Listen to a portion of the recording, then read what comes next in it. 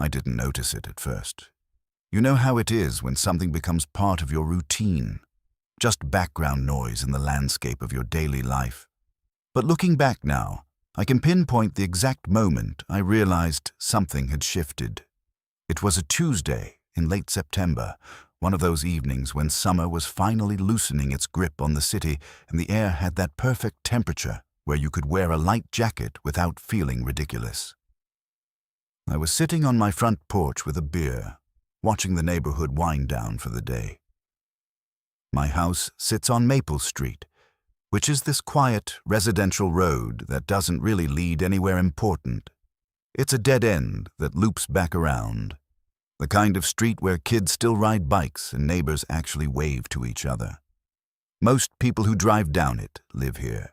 So when I started seeing the same silver Honda Civic pass by every evening around 6:30, some part of my brain registered it as unusual, even if I didn't consciously think about it yet.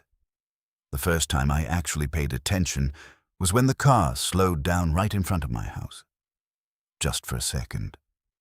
Then it continued on, turned around at the cul-de-sac, and headed back the way it came.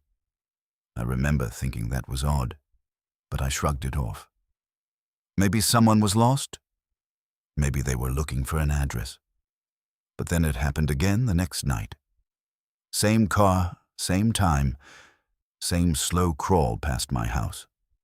And the night after that. By the end of that week, I found myself unconsciously checking my watch around 6:20, wandering to the front window or stepping outside with some excuse. A drink, my phone, anything to be there when the car passed. I couldn't see the driver clearly at first. The evening sun hit the windshield at just the wrong angle, turning it into a mirror of clouds and scurry, but I could make out a silhouette, a man, alone. Something about the deliberate slowness of it felt intentional, like he was looking for something, or someone. Saturday evening, I was watering the plants on my porch when the Honda appeared again. This time, as it approached, the driver's window was down, and that's when I saw him clearly for the first time. He had dark hair that fell slightly over his forehead, the kind of messy that looks effortless but probably takes some effort. Even from a distance, I could see he had strong features, a defined jawline, and he was wearing a white t-shirt that somehow looked better than it had any right to. Our eyes met for just a fraction of a second. He didn't smile, didn't wave, just held my gaze for that brief moment before looking back at the road. But something passed between us in that instant. Something electric that made my hand freeze on the watering can and sent a jolt through my chest. I stood there, watching his car disappear around the corner, water overflowing from the planter onto my shoes, and I realized my heart was racing. What the hell was that? I didn't even know this guy, but that look, there was something in it. Recognition, maybe. Or curiosity. Or something I wasn't ready to name yet. That night I couldn't stop thinking about it. About him. I lay in bed staring at the ceiling, replaying that moment over and over. The way his eyes had found mine so easily, like he'd been looking for me specifically. The strange intimacy of it, even though we were strangers. I told myself I was being ridiculous. He was probably just someone who took this route home from work. The slowing down was probably coincidence. Maybe he was checking his phone or changing the radio station. But deep down, I knew better. You don't take the same dead-end street every single night unless there's a reason. And you don't slow down in front of the same house every time unless you want to be noticed. Sunday, I did something I'm not entirely proud of. I positioned myself on the porch at 6:15 with a book I had no intention of reading. I wanted to see if he'd come by on a weekend when there'd be no work commute to explain it. The minutes ticked by slowly. 6:20, 6:25. I started to feel stupid, like I'd built this whole thing up in my head. Then, at 6:32, I heard the familiar sound of his engine. My stomach did this weird flip. The Honda appeared around the corner, and this time it slowed down even more than usual. I pretended to be absorbed in my book, but every nerve in my body was aware of his approach. When I finally looked up, he was already looking at me. And this time, he smiled. Just a small one. Barely there, but definitely a smile. Without thinking, I smiled back. He held my gaze for a long moment, longer than was probably safe while driving, then continued past. I sat there with my heart hammering, the book forgotten in my lap. That smile had changed everything. It was confirmation, acknowledgement. Whatever this was, it wasn't just in my head. Over the next week, it became our thing, our routine. Every evening he'd drive by, we'd exchange looks, sometimes smiles, sometimes just these weighted glances that seemed to say more than words could. I started timing my evening activities around it, making sure I was visible, available to be seen. It felt adolescent and thrilling in equal measure. On Thursday, I was working in the front yard, pulling weeds from the flower bed, when he passed by. This time he slowed to almost a complete stop. I straightened up, wiping dirt from my hands, and we just looked at each other. The moment stretched out, thick with possibility and questions neither of us was asking yet. Then someone honked behind him, and the spell broke. He drove on, but I saw him glance in his rearview mirror, checking to see if I was still watching. I was. That weekend, my best friend Kara came over for dinner. We were sitting in the kitchen when she asked me why I kept checking the time. I hadn't even realized I was doing it. It was 6:20. I tried to brush it off, but Kara has known me since college. She can read me like a book I forgot I left open. She pressed, and eventually, I told her. About the car, the driver, the looks we'd been exchanging. As I said it out loud, I felt this weird mix of embarrassment and exhilaration. Kara leaned back in her chair, studying me with this knowing expression. "So what are you going to do about it?" she asked. "What do you mean, there's nothing to do? I don't even know him." "Exactly. You don't know him, but you want to. I can see it all over your face, Marcus. You light up when you talk about him."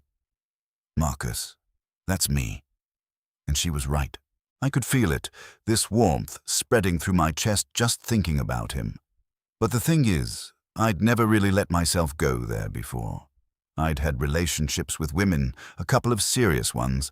I'd never questioned it, never really examined what I wanted versus what was expected. But something about this guy, this stranger who drove past my house every night, was making me question everything. I don't even know if he's... I trailed off, not sure how to finish that sentence. "Marcus, he drives down a dead-end street every single night just to see you. He's not looking at the architecture." After Kara left, I sat on the porch in the dark, thinking about what she'd said, about what I wanted. The truth was, I'd been attracted to men before. I just never let myself acknowledge it, never acted on it. It felt safer to follow the path that was laid out, easier to meet expectations than to examine my own desires. But this felt different. This felt like something I couldn't ignore, even if I wanted to. And I didn't want to. Monday evening, I made a decision.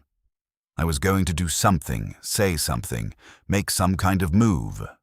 I couldn't keep living in this suspended state of meaningful glances and unspoken questions. So I stood at the end of my driveway, visible, present, waiting. The Honda appeared right on schedule. As it approached, I raised my hand in a small wave. Not too eager, just acknowledgement. He slowed down, and I could see the surprise on his face, followed by something that looked like relief. He waved back, and for a moment I thought he might stop, but he didn't. He drove past, though slower than ever before. I felt deflated. What had I expected? That he'd just pull over and we'd have some movie moment right there in the street. Real life doesn't work like that. But the next night, something changed. When the Honda approached, it didn't just slow down. It pulled over, stopping right in front of my house. My heart started racing so fast I could hear it in my ears. The driver's side door opened, and he stepped out.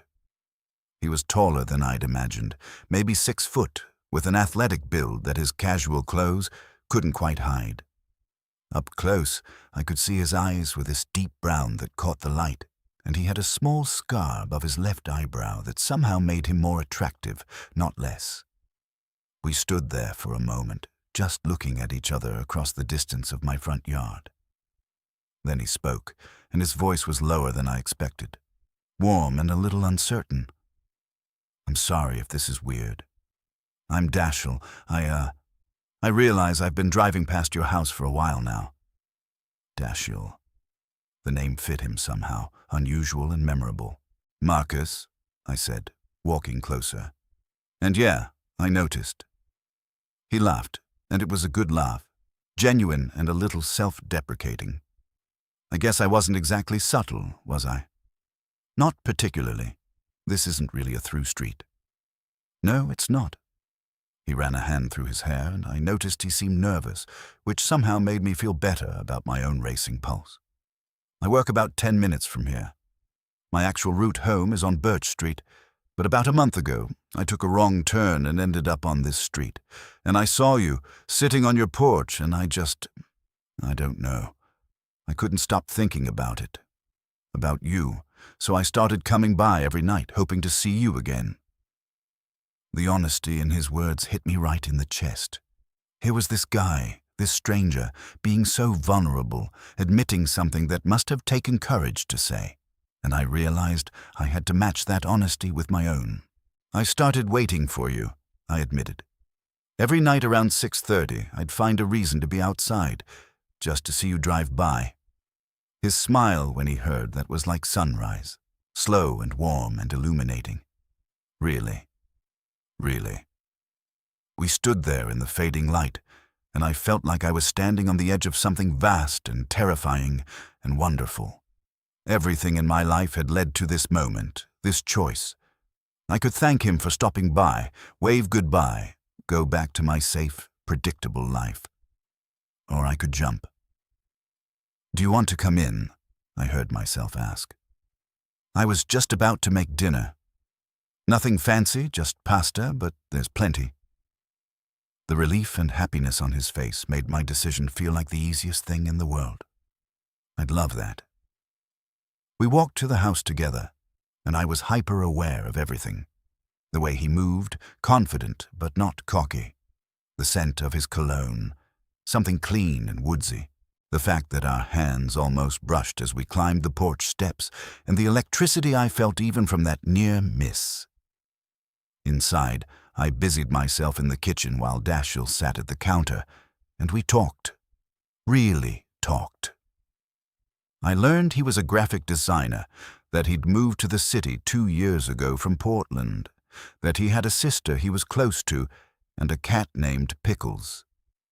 He learned I worked in marketing, that I'd lived in this house for 3 years, that I was secretly obsessed with crime documentaries and could make a mean carbonara.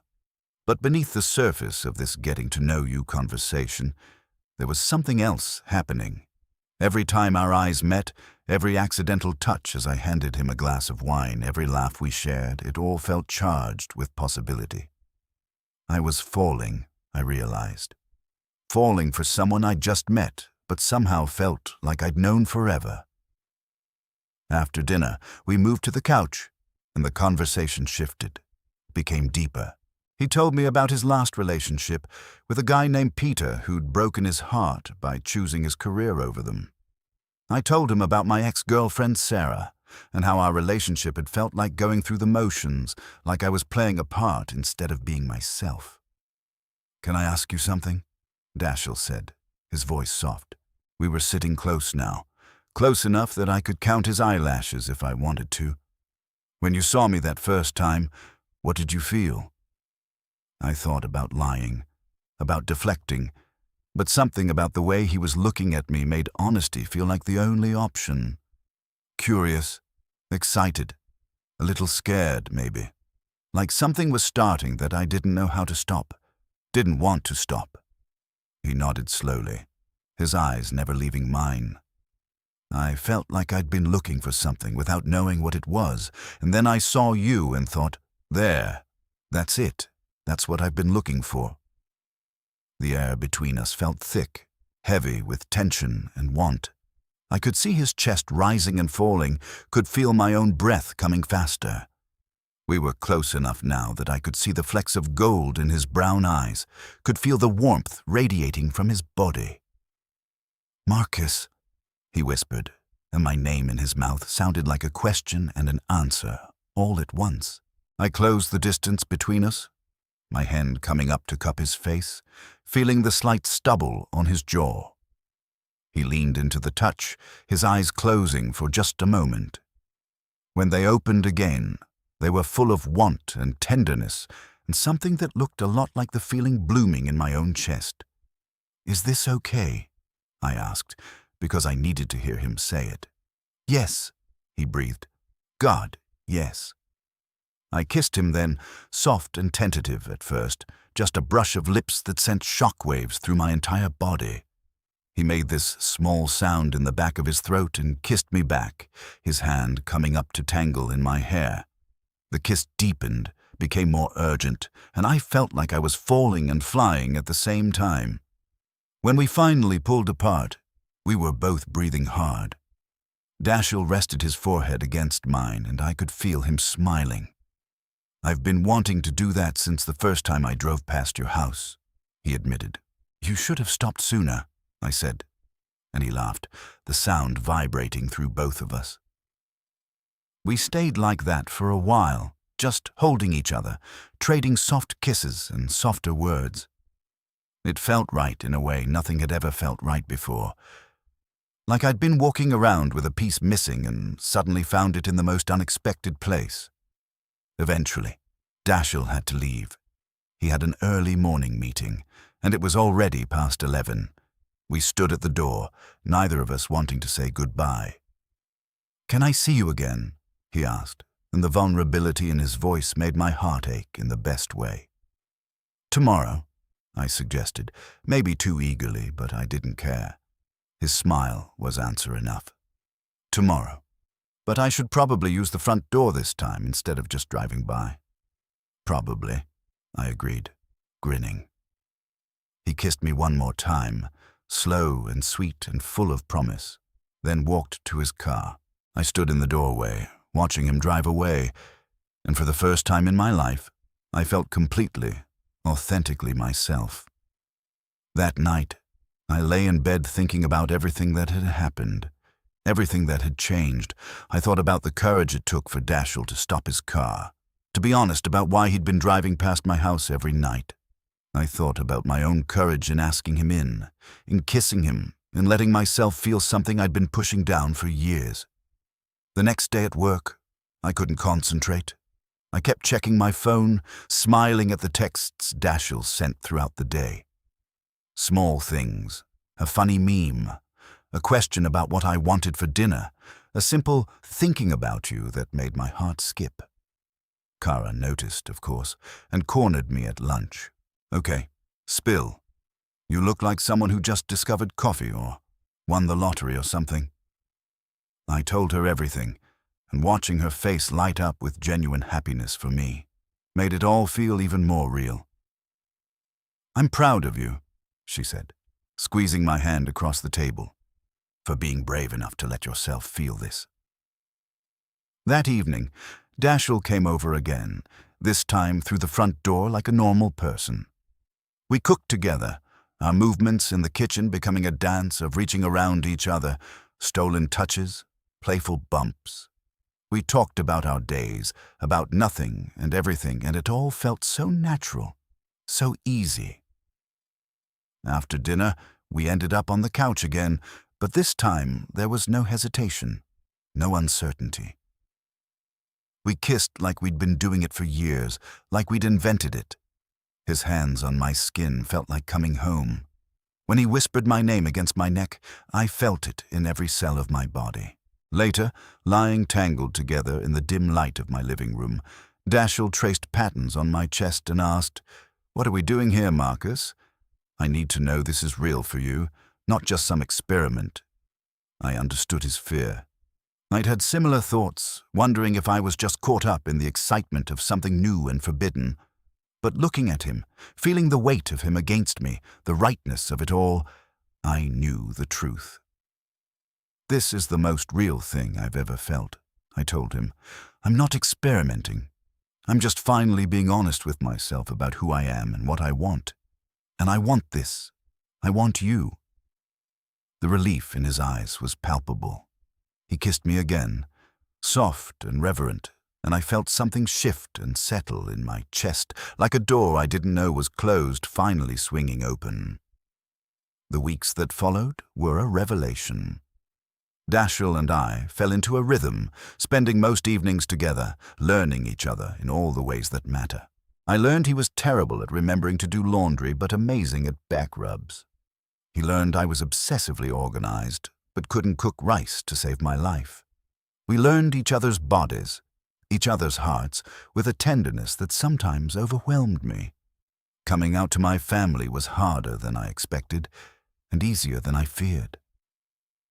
My mom cried, but not for the reasons I'd worried about. "I just want you to be happy," she said, holding my face in her hands. "And I can see that you are. That's all that matters." My dad was quieter about it, but when he shook Dashiell's hand the first time they met and said, "Take care of my son," I saw acceptance in his eyes. Now, 6 months later, I'm sitting on my porch watching the sunset, and Dashiell's car is in my driveway. Not passing by, not slowing down to look, but here, where it belongs. He's inside making us dinner, singing off key to some song on the radio, and I can hear him through the open window. I think about that first night he drove past, how I barely noticed. I think about all the evenings after, the slow build of curiosity and want. I think about the courage it took for both of us to turn those silent exchanges into something real. Love, I've learned, doesn't always announce itself with fanfare. Sometimes it's quiet, persistent, showing up night after night until you finally notice. Sometimes it takes the long way home, adding miles and minutes to the journey, just for the chance to catch a glimpse of something that might be worth the detour. Dashiell took the long way home every night because my house was on it. And in doing so, he led both of us home in ways neither of us expected. To each other, yes, but also to ourselves. To the truth of who we are when we're brave enough to stop pretending, to stop just driving by, and to finally pull over and stay.